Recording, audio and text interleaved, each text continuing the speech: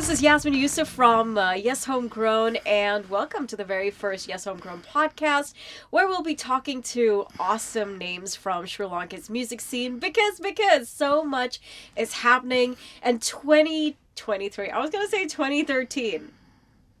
My brain lives in a different decade.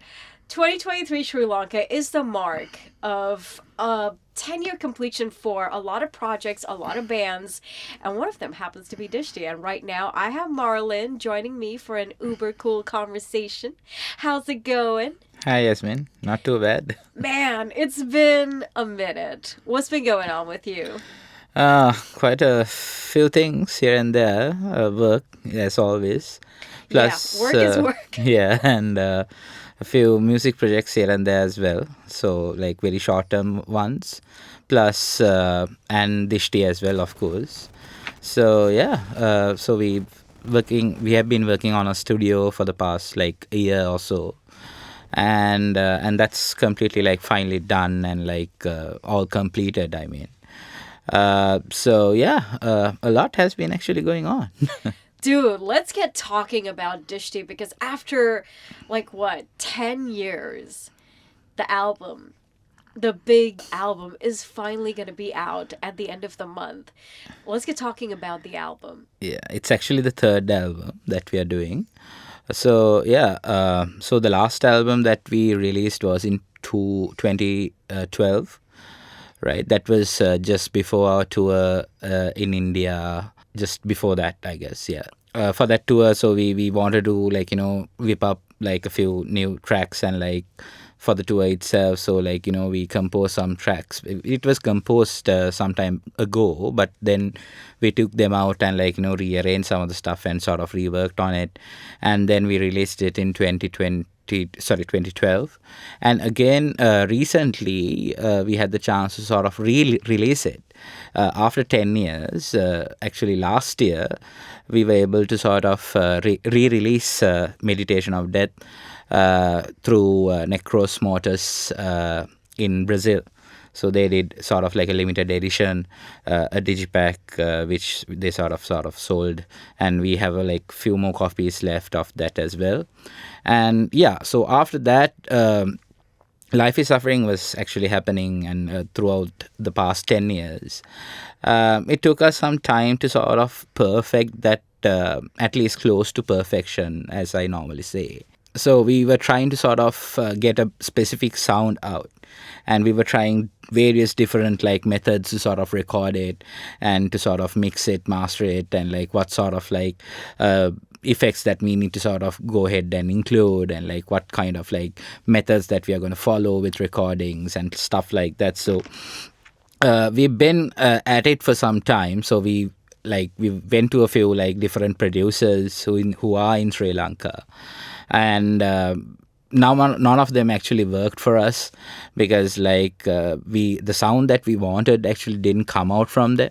So we had to sort of skip from one producer to the other for some time, because it's really hard to find really good metal producers and metal mix mastering engineers in Sri Lanka. Finally, we actually came across Ashane, who was actually in Norway at that time following a musical degree. And so at that time, he was also working on a different project, and he was sort of posting a few of those online. And we actually saw some of these compositions that he had done. And we thought hey, why not give him a try? Even though he's overseas, let's sort of see whether we can work this out. One of the tracks that we have recorded and completed at that time was Dhishti, the band title track. So the stems and everything was sort of in place, and from our side we could have said it's about 70 to 80% done. So we contacted Ashane and we said look here, we want to try this track out with you, just as testing to see whether we can sort of work with you, and whether we can get that sound that we want from you as well. Because it's a give and take thing. So when you're working in an album, it's not the idea that you have initially would come out later on. So it changes. More the people sort of get involved in the project, the sound changes, right? So at one point, so we were sort of like giving him the edits and all that, and we were having like constant online calls. And mind you, like this was during the pandemic, right? It was a bit prior to the pandemic since we started this, actually with Ashen, because I think this was in early 2019, if I'm not mistaken. Yes, because Bishan was here in Sri Lanka at that time. And I think Bishan left in 2019 or 20, I think. Yeah, after the pandemic, actually. We were sort of doing some changes to the track of Dhishti as well. And after that, mainly like, we completed all the recordings, the bass and everything, and the drums. And then we sort of contacted Dashin and said, here, this is what we have. What can you do with it? So actually at that time, the drums was programmed. It wasn't sort of live, like played live. So when we sent the track to Ashen, he was like, let's try to see whether we can add like actual drums here rather than like just go ahead with programmed drums. So he did the drums over there, right? And so we actually we didn't actually have that facility of like doing really good recordings here at that time. And because like we were mostly like inside the house, so we couldn't actually go out and like get these things done. So he was like, okay, let's like give it a shot. And he sort of like did the samples and everything and triggered the drums. And and actually it came out quite well, and we released it as a single, I think in 2020, if I'm not mistaken. 20 or 21. So that was the first episode of the story, I guess. So after that, after the pandemic, Ashen came to Sri Lanka, and he was actually he has completed the degree over there. And he came back here, and so we sort of got together and we sort of like discussed about how we sort of can go forward. Then we sort of got together sort of at Raksha Studios and sort of did a few things here and there, changed some of the things. And then he was working on some of the tracks on his own as well at home. So this went on for some time, right? Back and forth, back and forth. The next track that we did was Maranashruti. So for that, which was one of the, I think, the most favorite tracks of like Ashen. So he was like, he was so in love with that track, right? So me and Nishendra, who is the guitarist, so we were sort of constantly sort of making changes or sort of doing additions to these songs and getting it on par with the level that we wanted. And then we were constantly communicating with Ashen as well. So so that's basically how it sort of happened, step by step. So we had this whole like project management Excel sheet. Oh wow, you just went full nerd on that. Huh? Yeah, totally, because that's just the only way that we did know how to sort of complete this, because you had to push for it. Like it's a very you get a bit lazy when you're sort of doing this, because you keep on adding stuff, you keep on doing it, you actually don't see the results coming then and there, right? Yeah. There's no instant gratification in like doing production in music, right? So you have to keep on like doing it little by little, and then only at one point you will actually get that gratification saying that, okay, we kind of did this, and like now it sounds great. So we did like this whole Excel sheet where we put the tracks on the Y side, and in the X side, like what we have to do each and every instrument, like whether we are doing any other extra ambience and stuff like that, like post-production stuff, and all these things was like in a Excel sheet. And like most of the change requests that we do with Ashen while we were sort of working online, those change requests were also there, right? So I can say I think it might be a bit nerdy, but it got the thing done. I mean, as long as the results were 100%, which is already evident. Exactly. Yeah. So afterwards we finalized the sound maybe during the last months of 2021. So then we actually understood what we needed to do and what the path that we have to take to sort of give out that particular sound.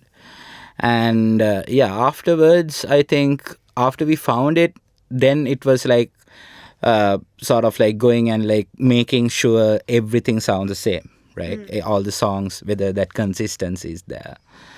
And yeah, I think by the end of 2020, the beginning of 2022, I think we had sort of like a really good product. So then the issue was like how to release it, right? Because we are a small band in Sri Lanka, right? Not many people in the world know about us. We have been to like India, like we have played 3 times there. Like most of the Indian fans, like they know us. Which is amazing. Like when I was in Bangalore, I think this was back in 2019, people actually came up and they were like, sorry, Dhishti, that band from Sri Lanka, you know them? I was like, yeah, I know them. Of course, yes. Yeah. So that was so amazing because I remember you guys had done this tour. I think was it in 2012 or 2011? Yeah, so we did 3 tours in India. The first tour was just in Mumbai. That was in 2010. Yeah, that was the first time that we went there. Then again, we went there in 2012, I guess, if I'm not mistaken. Yes.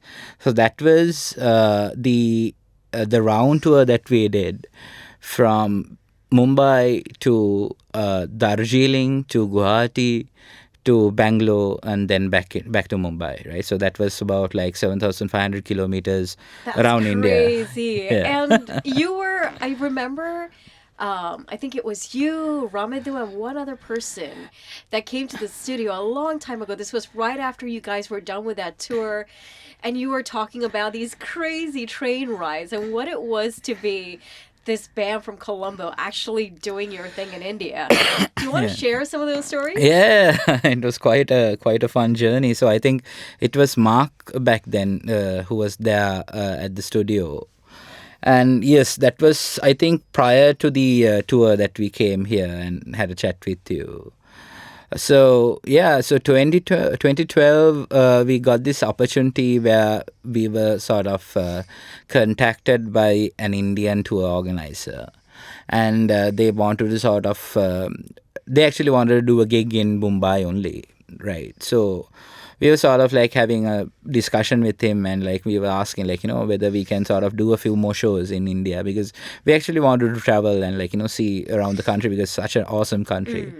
The food is amazing. That's what I love about India. So food is always amazing. So yeah, so we want to sort of travel around the country and see whether we can sort of perform in a few venues. And I think that was like the pinnacle of experience that I've had in my life. So it was sort of like a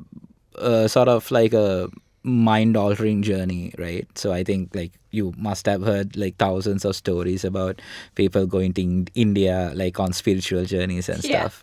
It was not so spiritual, but it was sort of like a mind-altering sort of a journey where actually we understood like how to manage in a country where we don't know anyone, and like we faced quite a lot of like challenges over there. So there's this one gig where we actually didn't get paid, right?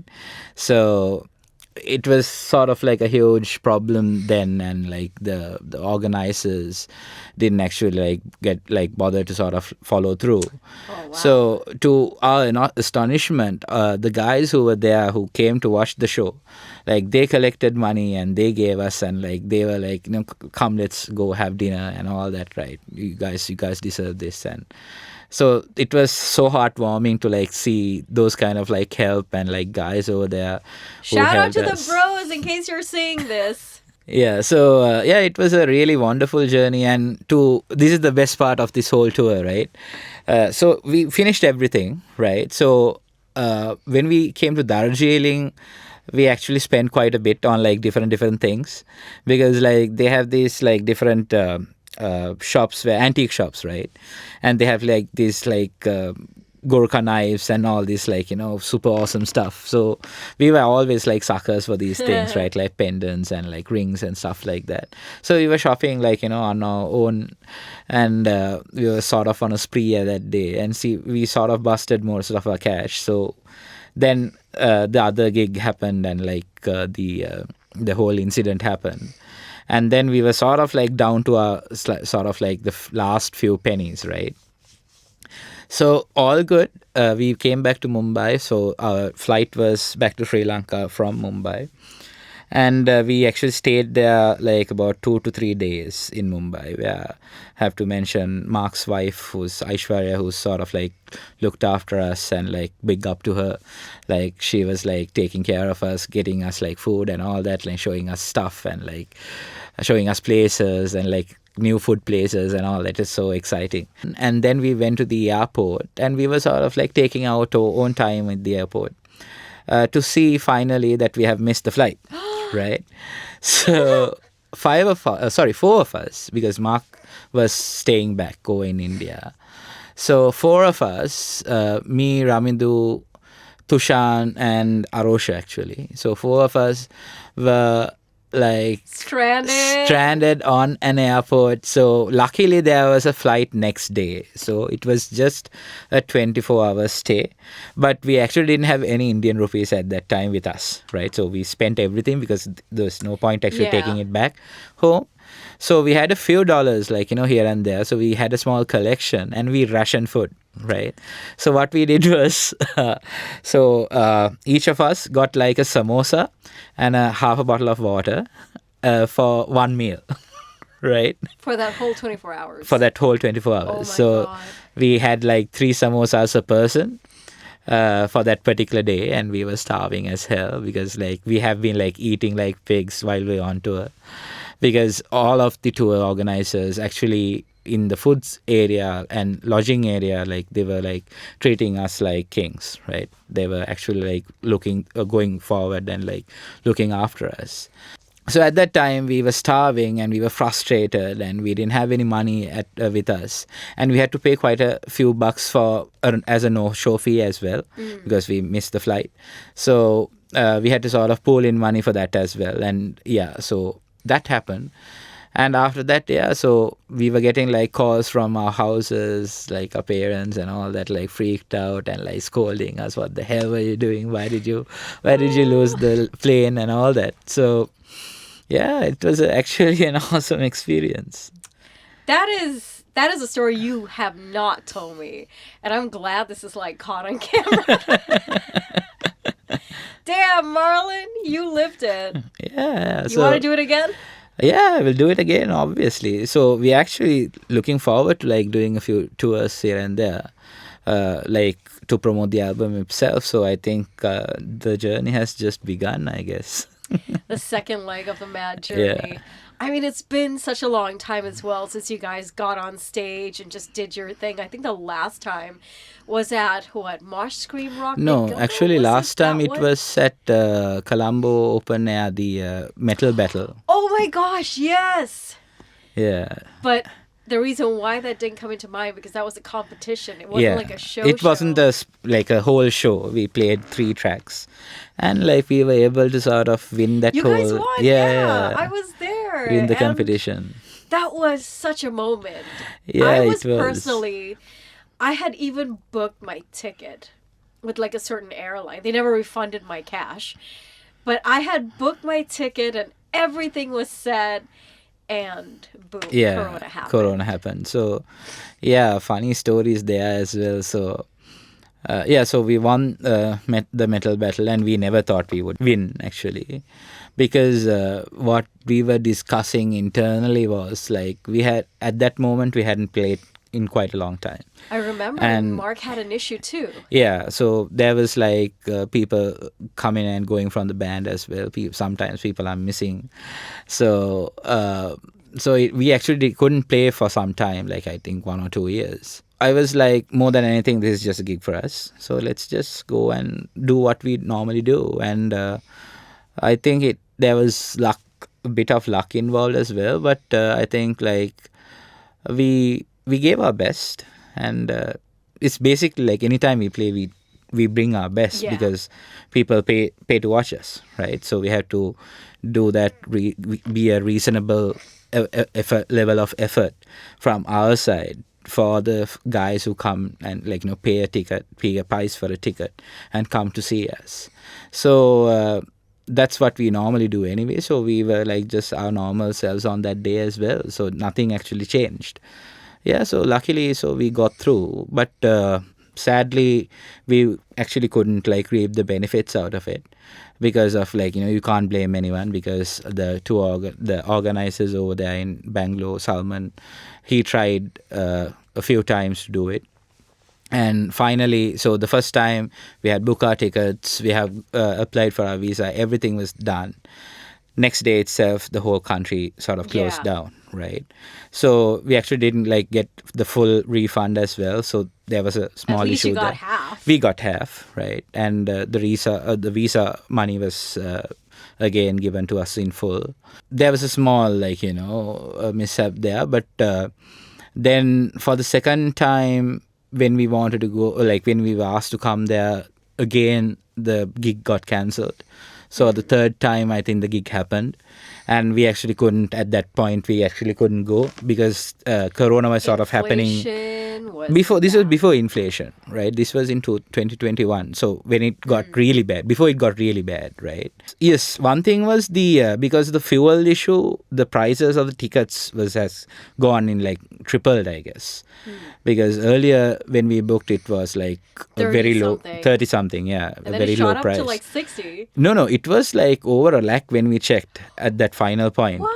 Yeah.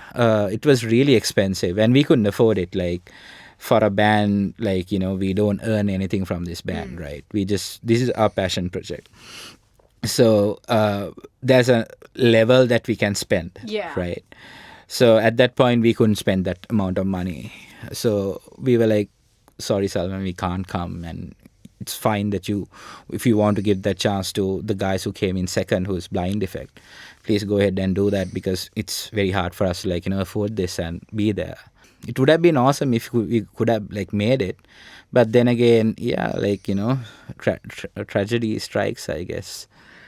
Hopefully not during the next few months. I think to be very wishful, I guess like things are actually looking quite good now. I hope like this momentum will sort of keep on, and like we'll see better days in the future as well. Fingers crossed, touch wood, and all that. So 28th, right? 27th. 27th. I keep mixing the two dates up. That's a big day for you. And the band. Yeah, because it's the album launch. Yeah, so it's not the big day, but like I won't call it a big day. That's because you hate being excited. Come on, be excited for once, man. Not like I'd like to follow that middle line, Okay. So yeah, so it's gonna be like I hope it'll be a great day. So we are planning to sort of launch the album in Sri Lanka on that day, where the album is actually getting launched on the 19th of May worldwide. Right.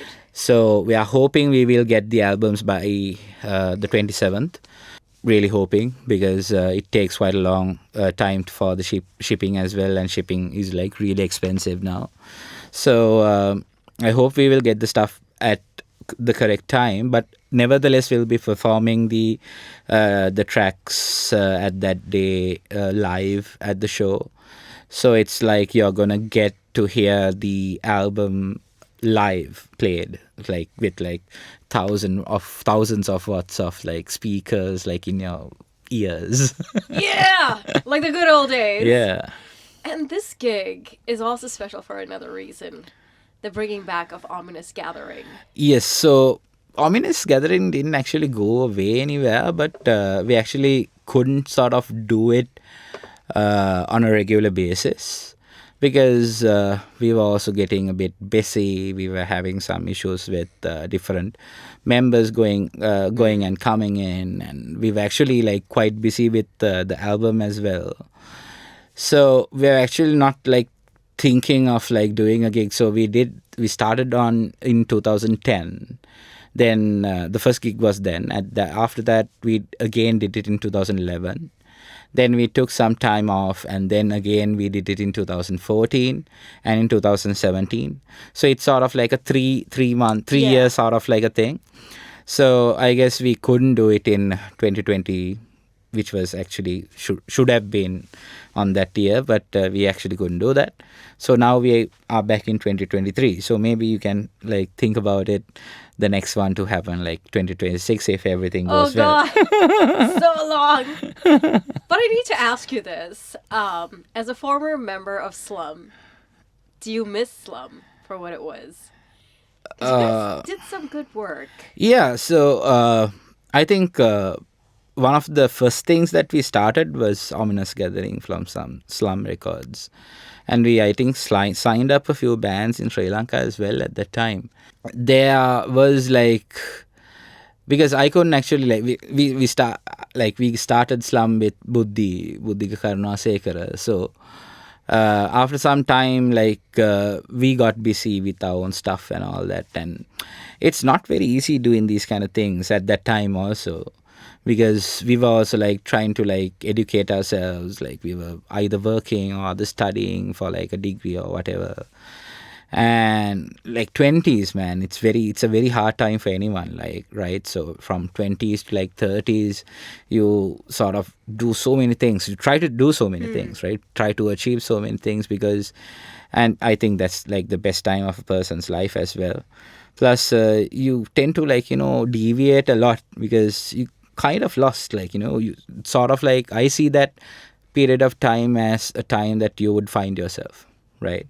So for the rest of your life, you will be that person that you would become in your 20s or 30s. So, yeah. So Slum didn't actually happen. And in 2011, we thought of like resurrecting Raksha again as a studio or a production studio. Because there was like a small bedroom studio which was going on at my place. Where we did some of the Dhishti recordings. The first album was actually recorded in my bedroom with like computer mics and like with like a small line, like six line mixer. We didn't actually have like a sound card at that time, also like all these fancy interfaces or anything. Like it was just like an like an input just for the mic port in the laptop, right? So yeah, so at that time we didn't actually have like much equipment for us, because like we didn't have money to sort of spend as well. I remember those days. What was it? Cheap beef fried rice and with ketchup. Yeah, actually, like life was very cheap at that time, I guess. Like, nah, but it was like also expensive. Remember that beef fried rice fed 4 of us, and it used to be like 150 120 bucks, I guess. Yeah, 150 or 120. Yeah. So like, just imagine, right? I don't think you can ever like have that kind of a portion now for not less than even like $750. Yeah, at least 1,500 bucks, right? Things are expensive quite a lot. I remember like I was getting like 200 bucks for the whole day. Oh, right? Wow. For the whole day, I just got 200 bucks. Go to college, have my lunch outside, and spend for the bus. Come back to like friend's place, hang out a bit, and then come home in the evening. That whole thing costed 200 bucks. Wow. I mean, just imagine now. Yeah, you can't even buy a coconut, I think, now for at least like 150 bucks. Yeah, I hear coconuts are far expensive. Yeah. So Marlon, looking back at the good old days, what would you say you miss from the Sri Lankan metal scene? Well, quite a few bands. I actually miss watching like Siblings of Hatred live, because I was kind of like, I think I was about 17 or 18, I guess, when I first saw them at Rock Saturday. And like those guys blew my mind, man, right? Because we actually, at that time, we knew Michael, and we knew Pinto, because Pinto's brother was actually studying with us at school in our same batch. So we used to get some like music from them, as actually, so not directly from them, like through other guys, but they know of Pinto, and Pinto has sort of shared a lot of music in the industry in the very early beginning.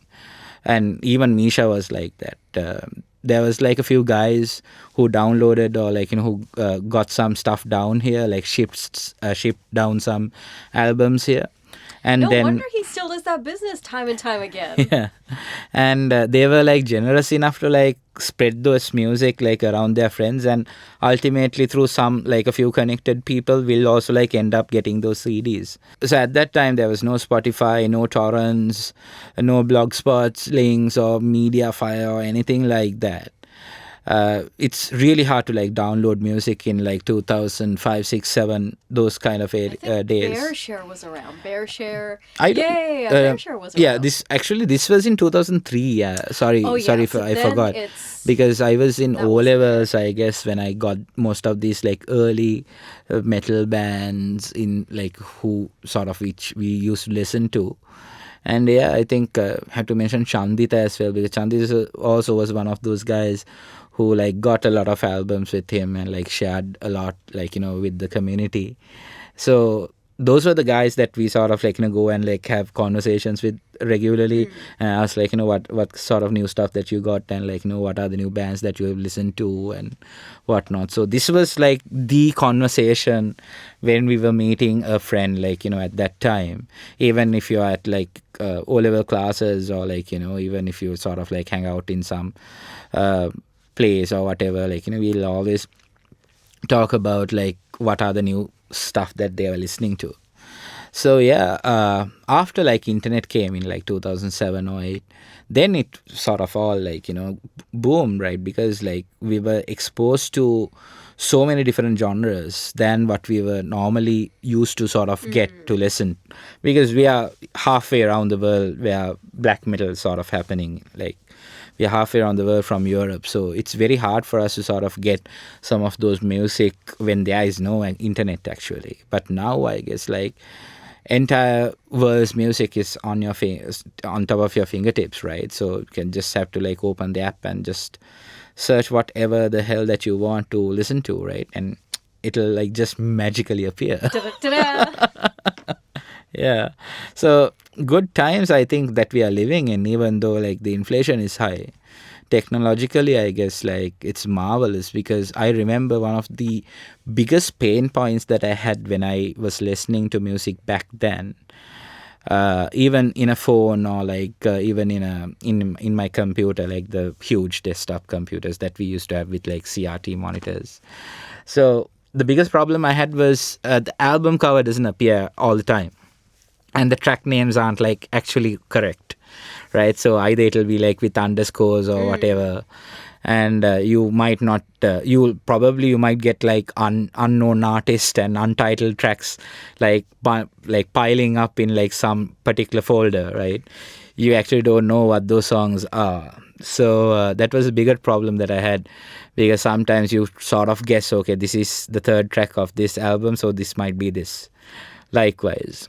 So after the internet came and everything was like, I remember, I think Windows Media Player or something like that, it sort of downloaded all the like the music information from the internet, and so everything is got synced. But now like you get all the information, even the lyrics, you can like just sing to it.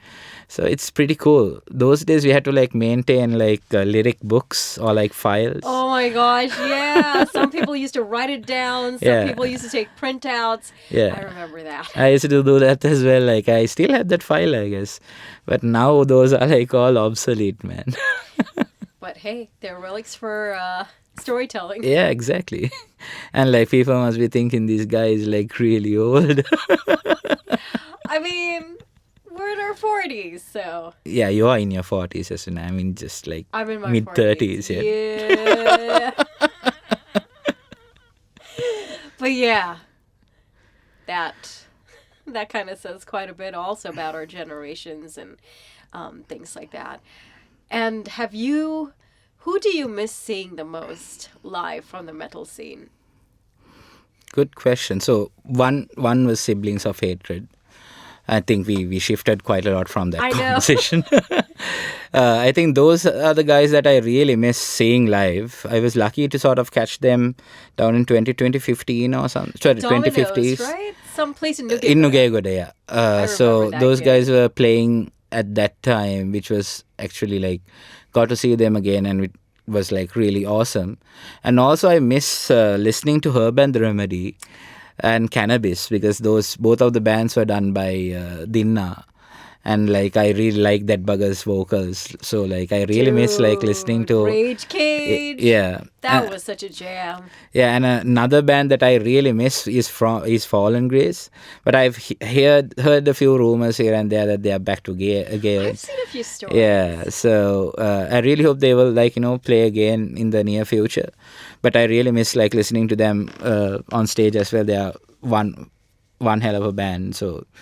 So yeah, those were some of the bands. And Soul Skinner was one of those awesome bands that I think the Sri Lankan metal industry actually quite miss. Yeah, I've again heard so much about Soul Skinner. I unfortunately, and for some reason, never really caught them live. And there's so many other bands as well, like bands that we used to sort of play together who don't play anymore, because most of these bands we used to like go and see them before we started like playing music, right?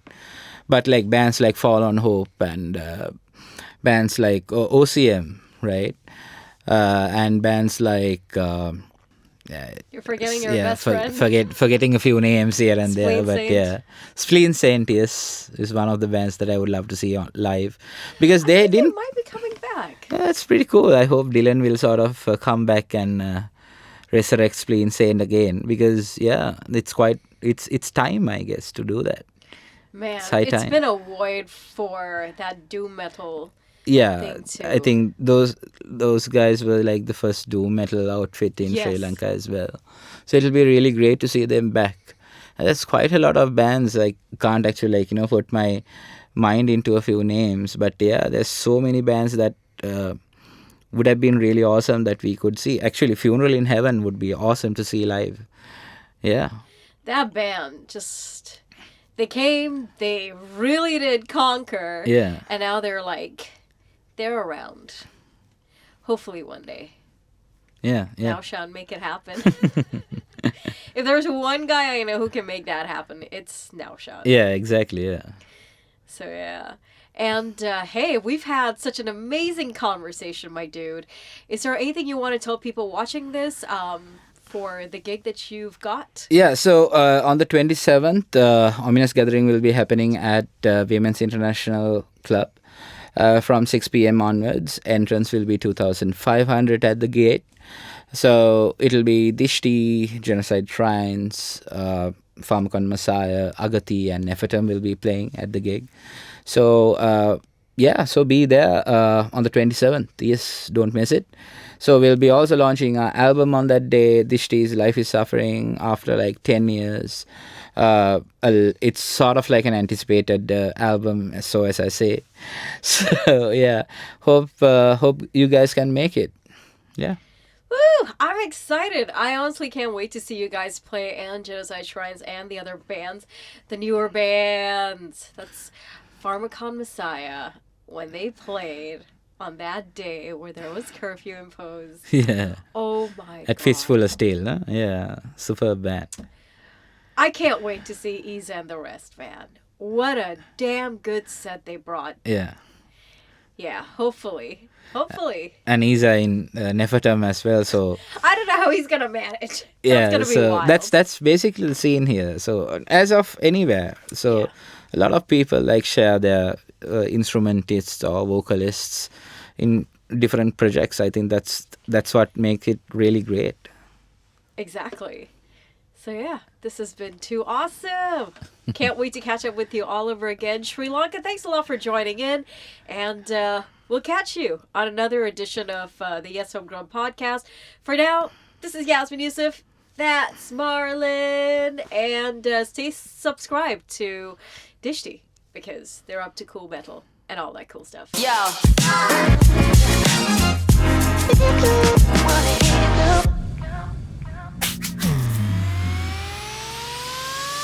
Yes, 101.